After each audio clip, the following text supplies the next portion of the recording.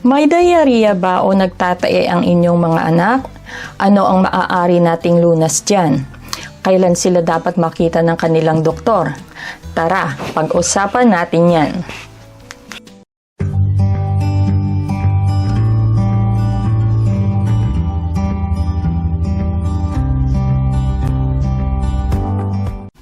Hello mga kasandok! Welcome to Lutong Nurses Pediatric Home Care Advice. My name is Belle at isa po akong pediatric nurse. Nurse na po ako bago pa na i-release ang Windows 95. Time out po muna tayo sa lutuan at pasyalan, payong pangkalusugan para sa mga bata muna po tayo. Ang topic po natin ngayon ay diarrhea o pagtatae sa mga bata. Ito po ay para sa mga batang 1 taon pataas at hindi sa mga sanggol na 1 taon pababa. Kung pagsusuka naman ang simptomas ng inyong mga anak, sagot na rin ng Lutong Nurses yan. Check nyo po ang aming previous video tungkol sa pagsusuka sa mga bata. Ano nga ba ang ibig nating sabihin pag sinabi nating diarrhea? Ito ang biglaang pagdami ng bilang ng loose stools o pagtatae. Ibig sabihin nito ay 3 o mas marami pang watery stools. Bakit 3 o higit pa? Dahil ang 1 o 2 ay normal lang kung medyo nabago ang kanilang diet. Tatalakayin din natin dito ang diarrhea sanhi ng antibiotics. Ano nga ba ang mga dahilan ng malubhang pagtatae o diarrhea? Una, virus. Virus katulad ng rotavirus. Ito ang karaniwan at madalas na sanhi ng pagtatae. Second is bacteria. Bacteria katulad ng salmonella. Less common itong sanhi ng pagtatae pero kung dahil sa bakteryang ito ang diarrhea, madalas may kasamang dugo ang kanilang dumi. Food poisoning o pagkalason sa pagkain.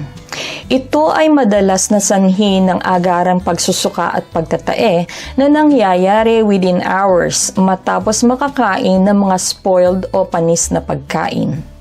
Ito ay sanhi ng mga toxins o lason galing sa mga germs na dumadami na. Dahil nagsisimula nga ang mga itong masira, say hindi na ninyo na ilagay sa fridge o inamag ng pagkain. Madalas, ang simptomas ay agarang nawawala in less than 24 hours. At madalas din na nalulunasan ito with home care treatment at hindi na nangangailangan pa ng medical care. Giardia. Ito ay isang uri ng parasite. Madalas ito ay nangyayari kapag may mga outbreak katulad sa mga daycare or school dahil na ihahawa ito from one person to another person o sa tubig o sa pagkain at maski sa mga bagay-bagay. Travel diarrhea. Ito ay usually sanhi ng pagkain o inumin. Kung after ng travel ninyo, like foreign travel, at nagsimula ng magtae ang inyong mga anak, maaaring ito ang dahilan ng kanilang diarrhea. Antibiotic diarrhea.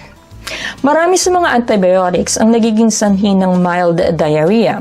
Hindi po ito allergic reaction sa antibiotics, kaya kung naka-antibiotics ang inyong mga anak, maaari ninyong ipagpatuloy ang pagbibigay nito. Pero, kung mag-develop sila ng iba pang serious symptoms, tawagan at ipaalam na agad ito sa kanilang pediatrician. Serious causes. Karaniwan sa mga pagtatae na sanhi ng bacteria, kusang nawawala o gumagaling. Pero, may mangilan-ngilan naman na nagiging sanhi ng malalang large bowel infection gaya ng tinatawag na Shigella colitis. Meron din tayong tinatawag na C. diff o Clostridium difficile na isang uri ng bakterya na nagdudulot ng pagtatae habang naka-antibiotics sila o kung matapos nilang mag-take ng antibiotics. This is just to give you an idea. Hindi na po natin ito i-elaborate pa. Ano naman ang sanhi ng paulit-ulit na diarrhea? Cow's milk allergy. Maaari itong magdulot ng loose o medyo malansang amoy sa dumi ng mga babies. Minsan ay may mga bahid din ng dugo na makikita sa kanilang dumi. Madalas itong makikita o magsisimula sa unang 2 buwang gulang ng mga sanggol. Dahil dito, kailangan ninyong iwasang magbigay ng mga cow's milk formula. Lactose intolerance. Ang lactose ay yung mga sugar sa gatas. Hindi lang po ito sa mga bata. Maraming tao ang hindi talaga na-absorb ng kanilang katawan ang lactose. Paano ito nangyayari? Yung mga bakterya sa bituka ay kino-convert ang lactose into gas. Kaya ang karaniwang sintomas ay kabag, pag-utot at pagtatae. Madalas itong nagsisimula sa batang edad 4 hanggang 5 taong gulang. Madalas ito ay genetic, it often runs in the family.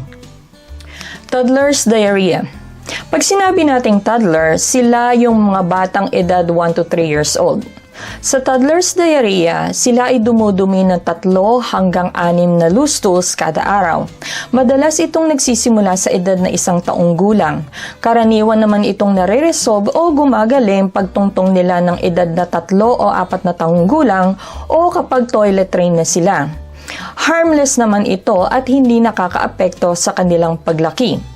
Ang pagbibigay ng fruit juice ay maaring makapagpalala nito.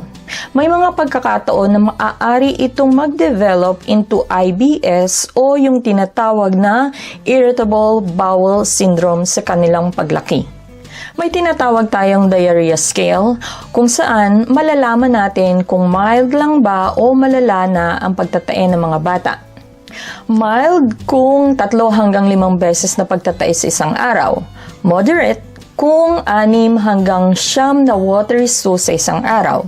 Severe kung 10 o mas marami pang stools sa isang araw. Ang watery stools o halos tubig-tubig na dumi ay hindi nakakakos ng dehydration. Ang madalas na loose stools o pagtatae, iyon ang nakakakos ng dehydration. Paano nating malalaman kung dehydrated ng mga bata? Pag sinabi nating dehydration, ito yung masyado nang nauubos ang liquid o fluid sa kanilang katawan. Nangyayari ito kung may pagsusuka o diarrhea o magkasama sila. Hindi nagiging sanhi ng dehydration ang mild na pagtatae o pagsusuka o maski yung kahit kaunting inumin lang ang iniinom nila. Pero ang dehydration ay isang problema dulot ng malalang diarrhea. At ito ay isang sanhi para matingnan na sila agad ng kanilang doktor. Narito ang mga signs ng dehydration. Kakaunti ang kanilang iniihi o kung hindi sila umiihi sa loob ng 8 oras. Ito ang isa sa mga unang sign ng dehydration. Gayon din kung ang kulay ng ihi nila ay dark yellow na. Kung ang kulay ng ihi nila ay light yellow, okay lang yan. Hindi pa sila dehydrated. Tuyong-tuyo ang kanilang dila o loob ng kanilang bibig. Dry eyes o kung sa kanilang pag-iyak ay wala ng luhang lumalabas.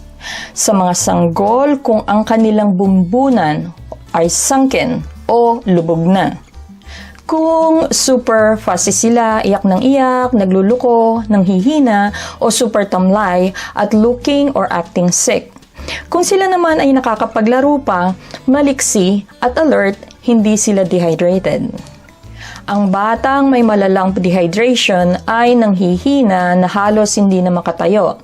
Maaaring nahihilo kapag sila'y tumayo. Another sign is kung mabagal ang blood refill. Say, mahigit 2 segundo bago bumalik ang kulay nito. Nabanggit ko na ito sa ating previous home care advice tungkol sa pagsusuka. Pero, to review, ganito ang refill test. Una, i-press ang kanilang thumbnail o kuko ng hinlalaki hanggang maging pale o maputla na ito. Then, let go. Bilangin kung ilang segundo bago bumalik ang pink color nito. Kung mahigit 2 segundo bago bumalik ang kulay nito, ito ay sign ng dehydration. Maaari din kayong magpaturo sa kanilang pediatrician kung paano gawin ang test na ito. Treatment naman tayo. Pero, bago natin simulan ang ating home care advice, if you like this video, please feel free to share, like, and subscribe to Lutong Nurses YouTube channel. Follow niyo na rin po kami sa Facebook and Instagram. Maraming salamat po! Ano ang pwede nating treatment o lunas sa diarrhea o pagtatae ng ating mga anak? Karaniwan sa mga batang may diarrhea o nagtatae, pwede ninyo silang pakainin ng normal diet. Kung ano lang ang inyong ipinakakain, you don't have to worry about changing their diet. Make sure lang na painumin ninyo sila ng maraming fluids para maiwasan ng dehydration. Ang gatas ay mainam na ibigay sa mga batang may diarrhea unless lactose intolerant sila. Nabanggit ko kanina na painumin sila ng maraming fluids. Pero, huwag magbibigay ng mga fruit juices, soda, soft drinks, o purong sports drinks kasi yung sugar content na nasa mga inuming ito ay maaring makapagpalala ng kanilang pagtatae. Kung solid foods naman, pakainin nyo lang sila ng pagkaing mga starchy foods na tinatawag gaya ng crackers o biskwit, lugaw, pasta, yung mga pagkaing madaling madigest o matunaw. Sa watery diarrhea naman, painumin lang sila ng maraming fluids as much as they can drink. Pwedeng tubig lang naman o kaya ay half-strength Gatorade at tubig. Pwedeng half-strength apple juice. Meaning, magkasing dami ng tubig at Gatorade o apple juice, paghaluin nyo lang ito. Kung ayaw nilang kumain ng solid foods, pwede din kayong magbigay ng gatas or formula na lang.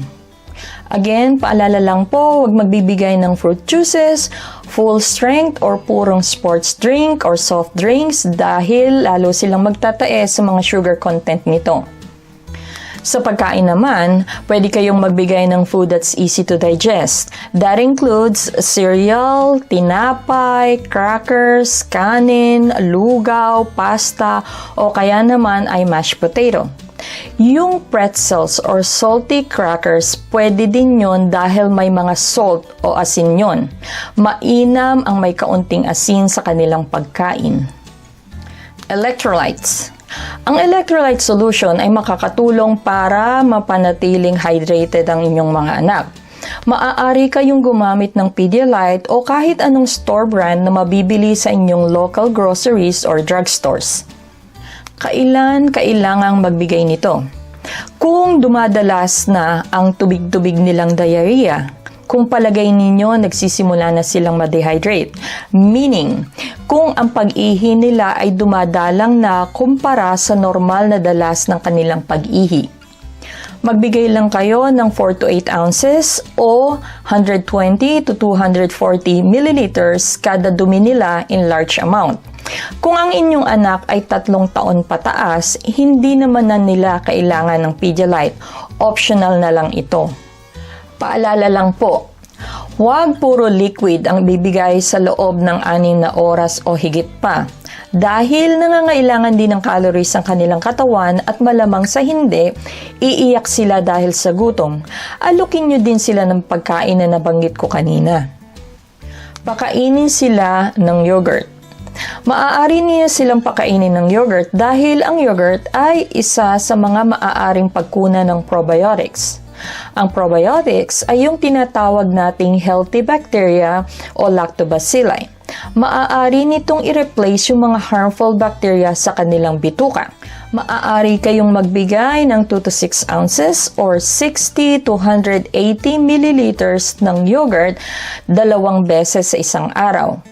Kung makakakita kayo ng yogurt na lactose-free, mas mainam yun. Paano naman kung may lagnat? Kung ang lagnat ay 102 degrees Fahrenheit or 39 degrees Celsius, maaari kayong magbigay ng acetaminophen gaya ng Tylenol o kaya naman ay ibuprofen gaya ng Motrin. Kung ibuprofen ang inyong ibibigay, pakainin niyo muna sila dahil maaaring sumakit ang kanilang sikmura kung ibibigay ito ng walang laman ang kanilang tiyan. Kung mas mababa naman sa 102 degrees Fahrenheit or lower than 39 degrees Celsius ang kanilang temperature, huwag niyo muna silang bigyan ng gamot dahil ang lagnat ay tumutulong na labanan ng kanilang katawan ang infection. Sa usapang lagnat, panatilihin lang silang well-hydrated kaya bigyan ng extra fluids. Diaper rash prevention. Madalas, kapag nagtatae ang mga bata, lalo na yung mga nagda-diaper pa, nagde-develop sila ng diaper rash. Kada dumi nila, hugasan ng kanilang puwet o diaper area para maiwasan ang bad diaper rash. Maaari kayong gumamit ng ointment o diaper cream gaya ng Vaseline o Desitin. Ipahid ito sa kanilang balat sa paligid ng puwet. Kailan sila pwedeng bumalik sa daycare or school? Maaari din silang bumalik sa daycare or school kung huminto na ang kanilang pagtatae o kung solid na ang kanilang dumi, kung wala na silang lagnat, at kung ang mga anak ninyo ay medyo malaki na mild na lang ang kanilang diarrhea, at kung toilet trained na ang inyong mga anak na may control na sa kanilang pagdumi. What to expect kapag may diarrhea ang inyong mga anak? Kung ang diarrhea ay dahil sa virus, maaari itong tumagal hanggang 2 linggo. Yes, ganun katagal. Yung severe diarrhea nating tinatawag, nangyayari ito sa 1 o 2 araw. Pero yung loose stools o pagtatae, maaari itong tumagal ng 1 hanggang 2 linggo. Kailan sila dapat makita na ng kanilang doktor? Kung may dugo sa kanilang diarrhea. Kung nagsususpecha kayo na sila'y dehydrated na, gaya ng nabanggit ko kanina, kung hindi sila umiihi sa loob ng mahigit 8 oras, very dark ang kanilang ihi, tuyong-tuyo ang loob ng kanilang bibig, at kung walang luhang lumalabas kapag sila'y umiyak. Kung ang diarrhea ay mahigit 2 linggo na. Kung palagay nyo mukhang lumalala ang kanilang kondisyon. At syempre, kung palagay ninyo na dapat na silang ma-check ng kanilang pediatrician. Talakayin naman natin ang diarrhea from antibiotics. Ano ang dapat nating malaman tungkol dito? With many antibiotics, karaniwan na magde-develop ng mild diarrhea, again, 3 hanggang 5 beses na diarrhea sa isang araw. Bakit? Dahil ang mga antibiotics na ito, naa-upset nito o nagugulo yung natural balance ng bacteria o yung tinatawag na normal flora sa kanilang bituka. Madalas, mild diarrhea lang naman o medyo loose stools ang kanilang dumi. Hindi po ito maituturing na allergic reaction sa kung anong antibiotics na iniinom nila. Ituloy nyo lang ang pagbibigay ng antibiotic as directed at huwag miminti sa pagbibigay nito. Ibigay nyo lang hanggang maubos yung mga inireseta sa kanila. Ano ang treatment sa diarrhea sanhi ng antibiotics? Actually, wala namang special treatment para sa diarrhea kung dahil sa antibiotics. Katulad ng nabanggit ko kanina, maaari nyo silang pakainin ng yogurt dahil ito ang pinakamagandang source ng probiotics at nakakapag-replace ito ng harmful bacteria sa kanilang bituka. Normal diet lang din, pero pakainin nyo sila ng pagkaing maraming starch, gaya ng, again, cereal, crackers, lugaw, yung mga pagkaing madaling madigest ng kanilang katawan. Siyempre, again, painumin sila ng maraming fluids. Good choices ay gatas or formula. Kung medyo lumalala ang kanilang pagtatae, sundan nyo lang yung care advice or treatment na nabanggit ko kanina. Sa pagtatae sanhi ng antibiotics, what to expect? Matapos nilang maubos yung resetang antibiotics, say they finish the full course of the antibiotic, ang kanilang dumi ay babalik sa loob ng 1 hanggang 2 araw. Kailan sila dapat matingnan ng kanilang doktor kung sila'y nagtatae dahil sa antibiotics? Kung may dugo sa kanilang dumi o diarrhea, o kung ang dumi nila ay tubig-tubig at madalas na. Gaya ng nasabi ko kanina, ang diarrhea dahil sa antibiotics, mild lang ang magiging pagtatae, which is 3 hanggang 5 beses lang kada araw. Kung mas madalas pa doon, ipaalam na ninyo ito sa kanilang pediatrician. More safety tips. Ang paghuhugas ng kamay ay ang susi para maiwasan ang pagkalat ng infection. Palagi ang maghugas ng kamay bago magluto, bago kumain, bago pakainin ang inyong mga anak, lalo na yung mga batang kailangang pakainin pa o subuan.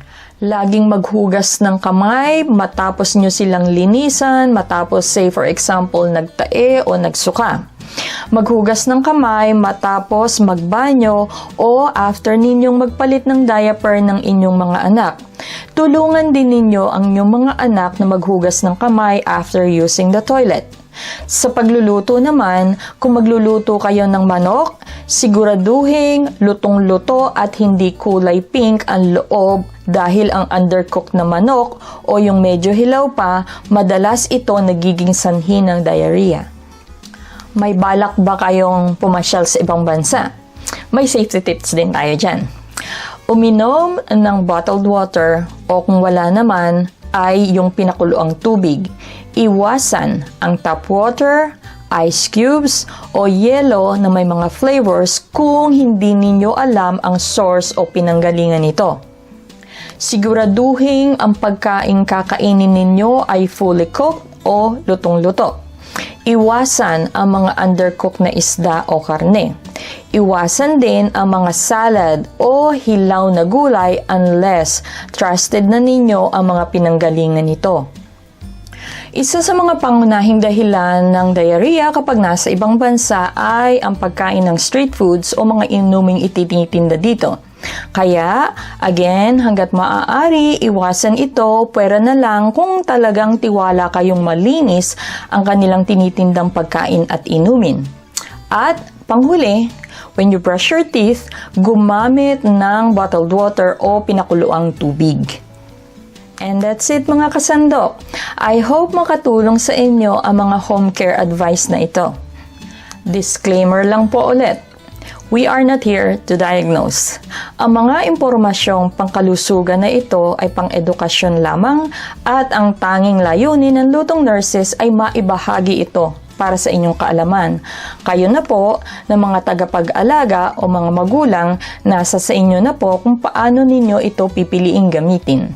Maraming salamat sa panonood mga kasandok. Again, if you like this video, please don't forget to share, like, and subscribe to Lutong Nurses YouTube channel.